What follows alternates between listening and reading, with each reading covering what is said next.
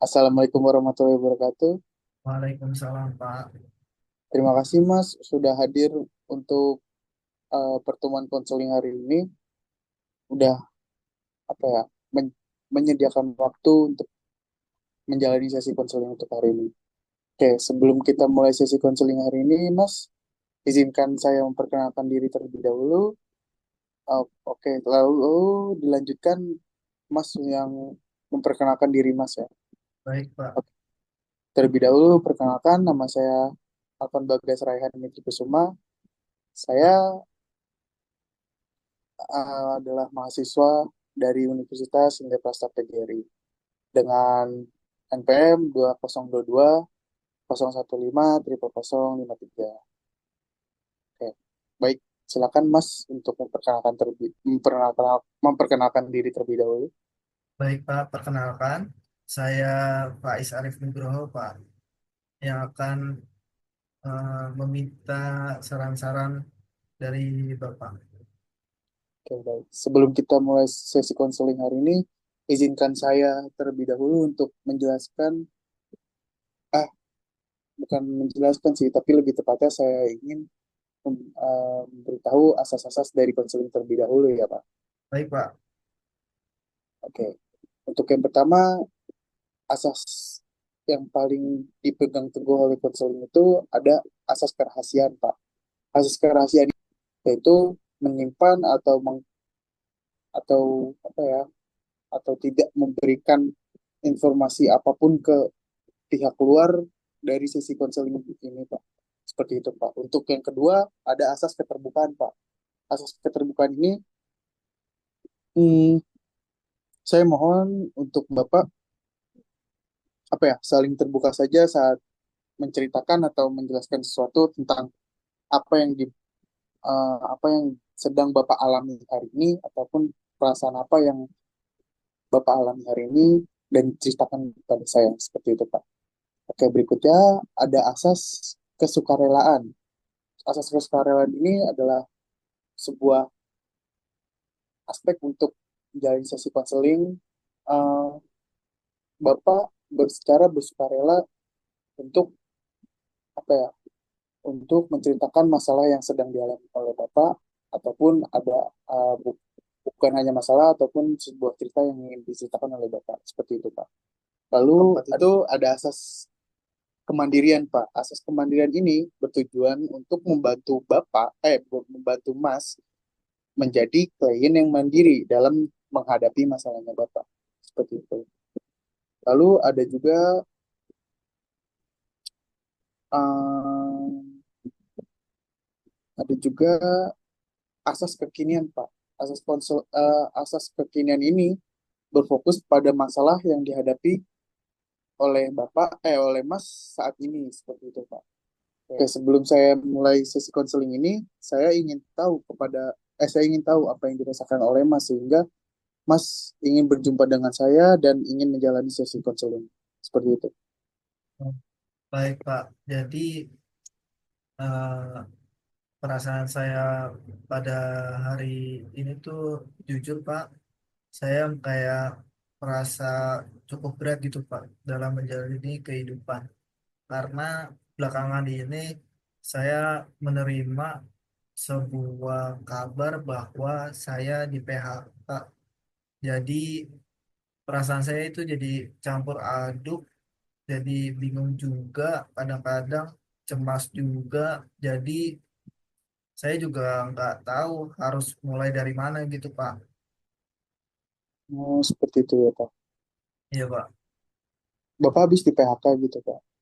Iya, Pak. Padahal saya sudah bekerja di perusahaan itu tuh selama 8 tahun, Pak. Namun saya dapat kabar bahwa saya dipecat atau di PHK, Pak. Nah, saya rasanya seperti campur aduk seperti ya, Pak. Iya, campur aduk, cemas, juga merasa tidak percaya diri, banyak Pak pokoknya. Itu sangat wajar sih, Pak. Wajar dirasakan dalam situasi saat yang Mas alami saat ini. Kehilangan pekerjaan memang bisa membawa banyak perubahan ya, Mas, yang yang mempengaruhi emosi kita. Seperti itu, Mas. Mungkin Anda bisa ceritakan sedikit lebih detail tentang apa yang paling mengganggu pikiran Mas? Apa yang mau mengganggu pikiran Mas saat ini gitu? Jadi yang paling mengganggu di pikiran saya itu Pak, yaitu saya jadi merasa kehilangan arah Pak. Jadi saya juga sudah yang saya ceritakan tadi Pak, saya sudah bekerja di perusahaan itu tuh selama 8 tahun lamanya Pak. Dan tiba-tiba ya saya dapat kabar bahwa saya di PHK Pak. Jadi semuanya hilang Pak. Selain itu juga Pak, saya jadi merasa khawatir soal keuangan Pak. Saya juga merasa malu kepada keluarga karena sepertinya saya akan gagal menjadi kepala keluarga Pak. Seperti itu Mas. Terima kasih Mas sudah berbagi cerita. Itu pasti tidak mudah untuk dijalankan ya Mas. Kedengarannya ada beberapa hal yang yang Mas pikirkan, seperti rasa kehilangan, kekhawatiran, keuangan, dan perasaan terhadap keluarga. Mari kita bahas satu persatu ya Mas, agar lebih terstruktur seperti itu sih Mas. Eh, Oke, saya mulai dengan ini. Saya mulai dengan ini sekali ya Mas ya, dengan bagaimana jika kita mulai dari rasa kehilangan terlebih dahulu gitu Mas. Baik Pak, kalau untuk rasa kehilangan tuh kayak saya merasakan kehilangan bagian dari identitas saya sebagai kepala keluarga, Pak. Jadi selain hilangnya identitas saya sebagai kepala keluarga, saya juga kehilangan pekerjaan, kehilangan rekan kerja juga, kehilangan lingkungan kerja yang baik juga, Pak. Jadi pekerjaan itu tuh, Pak, kayak sudah menjadi bagian hidup saya, Pak, sehari-hari. Seperti itu. Sebentar ya Mas. Sebentar ya Mas.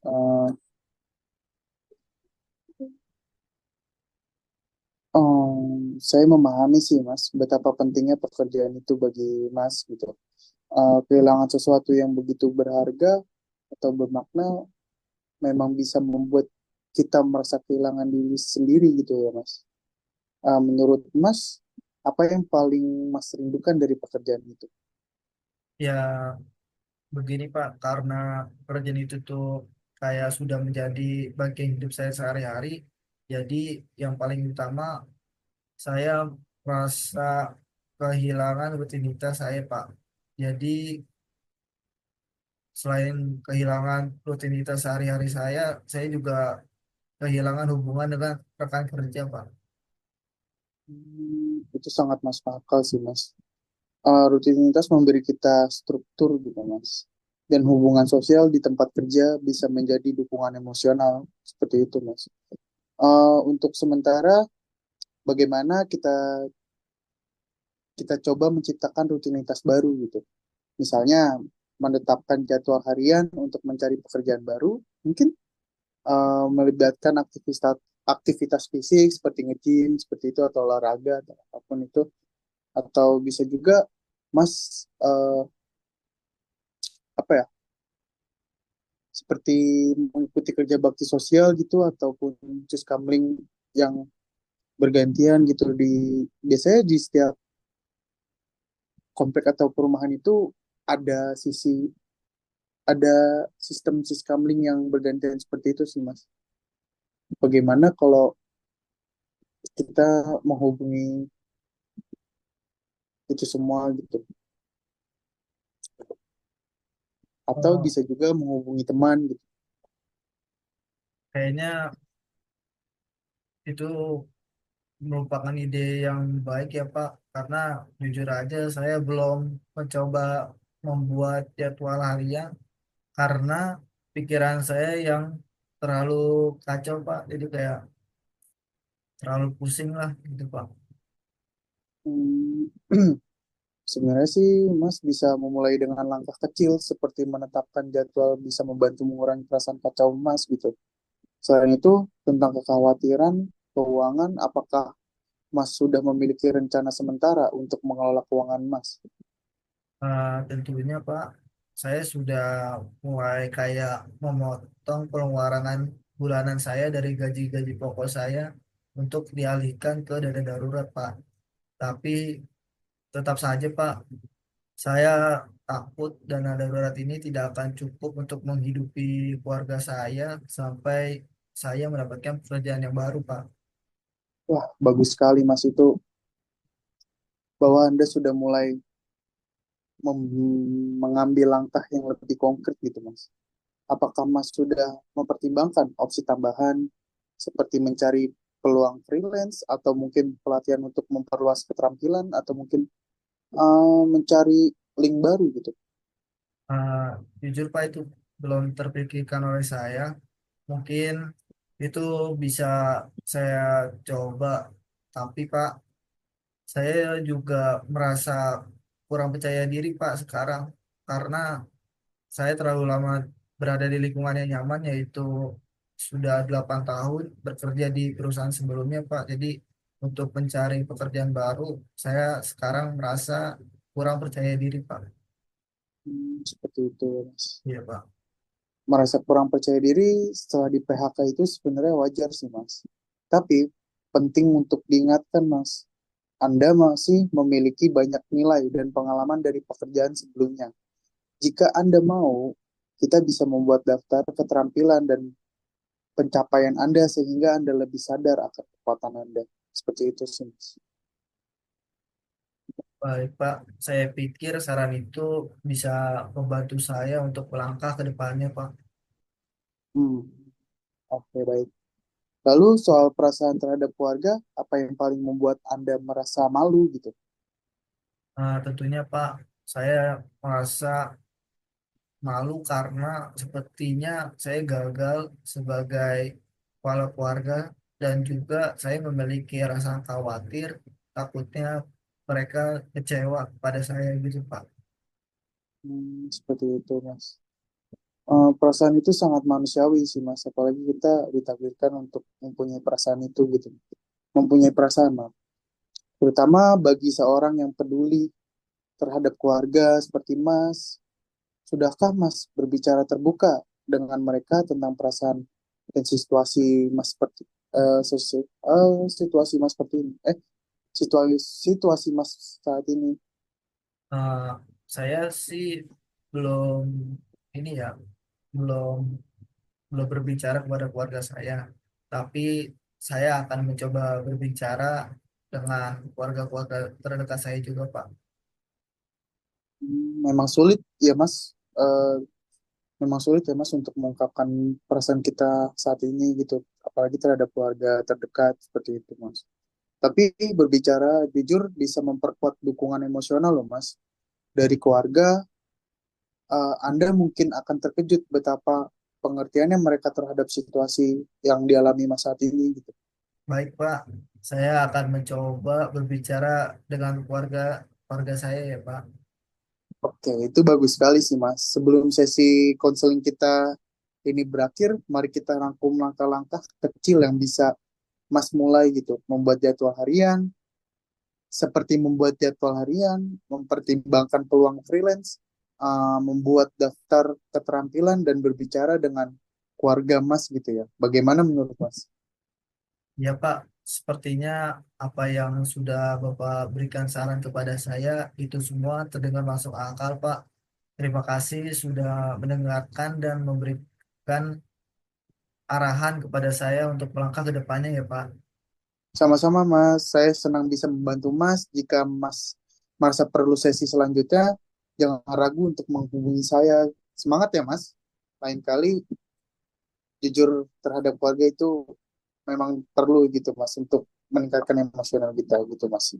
Saya ucapkan terima kasih sudah meluangkan waktu untuk menjalani sesi konseling hari ini. Saya sangat amat berterima kasih. Salam untuk keluarga di rumah. Saya tutup sesi konseling ini. Assalamualaikum warahmatullahi wabarakatuh. Waalaikumsalam. Terima kasih kembali Pak sudah memberikan arahan dan juga saran-saran yang baik untuk depannya Pak. Terima Baik, kasih Pak. terima kasih kembali Mas. Assalamualaikum. Saya izin Pak. pamit. Waalaikumsalam Pak. Terima kasih.